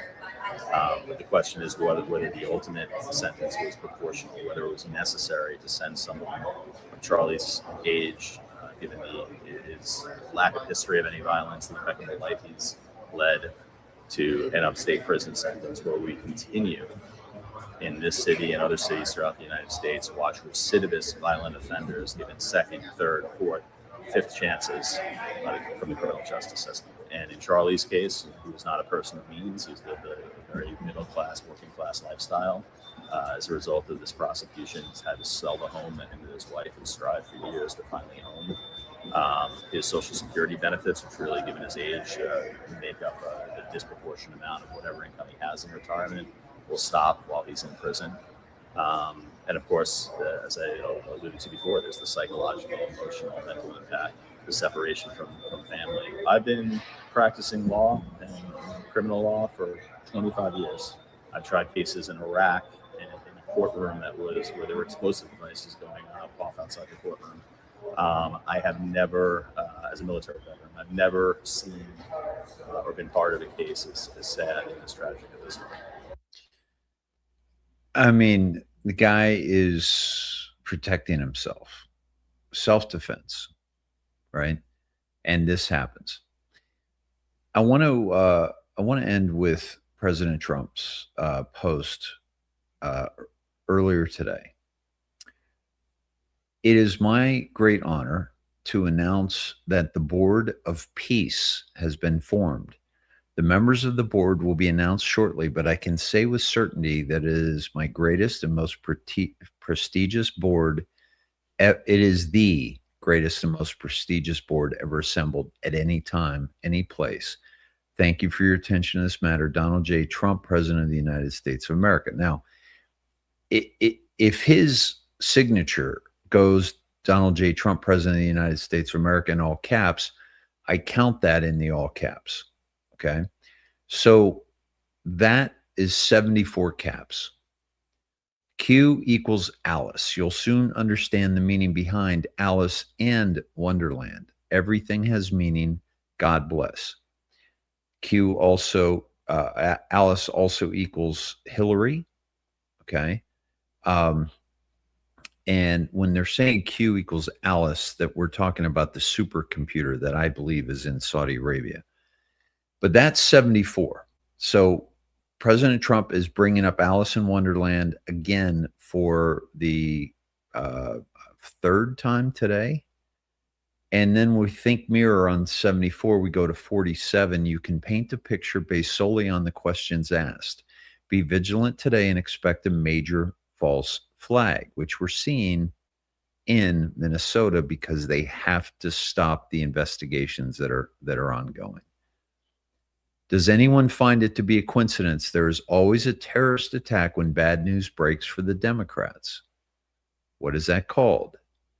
Military relevant how? Barack Obama could not and would not allow the military to destroy ISIS. Why? How is ISIS formed? When? How has POTUS made such progress in the short time he's been president? Alice and Wonderland. It's because Barack Obama and the CIA created ISIS along with Mossad. Okay. Now, if you go to 624, okay, which is the timestamp of that post, catch and release, safety and security, coincidence? Have you learned how to read the message? The catch and release is what's been going on, like what that gentleman just said, that lawyer. He said that given all of these criminals that they're actually putting back out on the street, to be throwing the book at this elderly gentleman who defended himself from somebody who shouldn't have even been in this country, and they're throwing the book at him, absolutely ridiculous. The military timestamp, 1824. Ask yourself if the U.S. GDP is greater than the total of all the others combined, G7, which allows us to negotiate from a position of strength. Why would previous presidents knowingly, unequally distribute America's wealth away by making unbalanced trade deals? Why was America's wealth being distributed worldwide? Why was the American taxpayer essentially subsidizing the rest of the world? The American taxpayer has no equal anywhere in the world. Access to the American consumer U.S. market is essential for every major country in the world. America has systematically been weakened. Our military was systematically being weakened. America is back to leading America first. This is what happens when POTUS has no strings attached. Okay?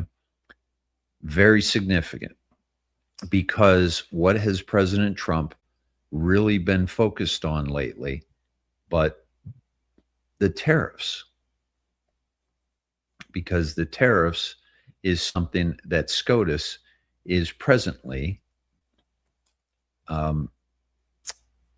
debating on whether or not to continue to give him the power to install tariffs against other countries. Also the 123 comes up in the military timestamp. Nothing is random. Everything has meaning. Plus, plus, plus, Q. Okay. Now, plus, plus, plus is Saudi Arabia. And we've seen Q, Alice in Wonderland. Saudi Arabia is the bloody wonderland. Saudi Arabia was the model for infiltration of the United States political elite. Those were the strings that were attached. Okay. So when you look at 1824, this is where I got the 123, by the way. When you go look at 1824, this is what happens when POTUS has no strings attached. Q told us about the strings attached from Saudi Arabia with our political elite that were taking advantage of you and I. So he's given us a shout out. He's talking about the tariffs here and why would they allow such an imbalance of tariffs. Folks, we are 2 hours and 10 minutes in. I'm going to wrap this up. Thank you for putting up with the this bearded fellow here, but hopefully I don't know what my schedule is going to be this weekend, but look out for X and Snedheads, and certainly if something breaks, especially with Iran, that's going to be something that I come live with. But we'll talk more about that. But one of the things that I wanted to finish with is that the White House posted. Hold on, let me bring this back. There are two things. One is the word that we got is that the U.S. military flew planes towards Iran and forced Iran to run for cover. All the players in Iran, all the major players, to go to their backup comms, et cetera, et cetera. And supposedly this was done to expose their escape plans and their communication plans, so that we knew where they would go and what they would do when we really go in and save these people. And also to show force where, Iran might just throw in the towel, because Iran doesn't have much to work with. They had to expend a lot of ammunition in their ongoing conflict with Israel. President Trump took out their nuclear capabilities that Barack Obama funded and Barack Obama and Hillary got them to got them the uranium one from the uranium one deal. Okay, so this is something that is very huge. And by the way, President Trump also posted today, great financial numbers were released today. Our country has never done better. So many people ask me the reason for this, and I tell them in just one word: tariffs. We've taken in hundreds of billions of dollars with virtually no inflation, and our national security has never been as strong as it is today. God bless USA. So again, he brings up national security in talking about the tariffs. And if the Supreme Court does rule that he can no longer, implement tariffs, he's not going to roll over on that. And we're going to find out exactly how strong the Supreme Court actually is. And they're not as strong as you think they are. So let me leave you with this. This is very interesting. The White House posts whole milk is back. Okay, this is on the White House account here, and it's almost like it's a little game, like a video game, right? And we're bringing back whole milk and making America healthy again. POTUS, and very, very interesting comm that has been laid out for this, because let me get to it here, and then I'll let you go. But let me get to the post here. This is from SGNon. And SGNon is saying now the White House itself is telling Anons what has been and what is still yet to come. 45, 46, 47, 48. Trust your president. Trust the plan from dark to light. They never thought she would lose. Now they all lose. And this is a comm from this from the White House. So we've seen the Department of Labor. Now, I haven't done a deep dive into this to find out why he went here, but this is also the Department of Labor have put out 4 memes that lead us into the Q drops based on what they're posting, right? And also, I wanted to share with you. And also the White House is dropping some comms as well.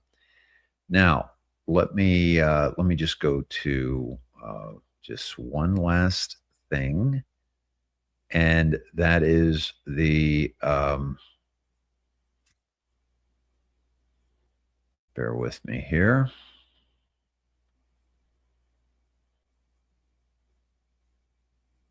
Oh, by the way, this was Ripcord. This is the one that I wanted to share with you. Ripcord said the White House account drops a cryptic video game meme regarding whole milk. M equals 13. 13 plus 13 equals 26. Q post 26 dated November 1st, 2018. See, this is M to the almost to the second power, or twice, right? Think about it logically. The only way is the military. Fully controlled. Save and spread once 11.3 verifies as first marker. Biggest advance drop on Post Online. And a reminder, Hillary Clinton was set to testify. It was either Hillary or Bill on 113. 113, which is 11.3, right? Okay. Yeah, so much going on, my friends. So much going on. And I did, by the way, Edward had a birthday. I believe it was at 65, Edward. He had a birthday this weekend. Friends from all around the country came to see him. Edward, I saw your comment after I logged off last night, so I missed that, and I missed singing you happy birthday, but let me do so now. Happy birthday to you. Happy birthday to you. Happy birthday, dear Edward. I am so grateful for you. Thank you, my friend, for all of your support and for sharing out this show and for just being an awesome patriot. Man, what a birthday. What a time to be alive. And I am very, very glad to have you and to call you friend. Bill was the 13th and Hillary was supposed to be today. Both no shows. Thank you, Bo Hunter. I appreciate that. Yeah. So Bill was the 13th. So is that the start? Right? Because all we know about the Clintons, very, very interesting. All right, my friends, have a wonderful weekend. And, I think shit's going to go down with Iran, and it's either they're going to just, scare him to death, or, thank you, brother. Or, actually go in and hand things back to the people of Iran. It's going to be very interesting.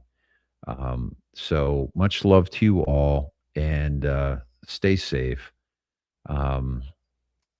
Keep praying for our president, for the Q operation, for operators in harm's way, and for our civilization. Much love. Good night. I appreciate you all, and God bless.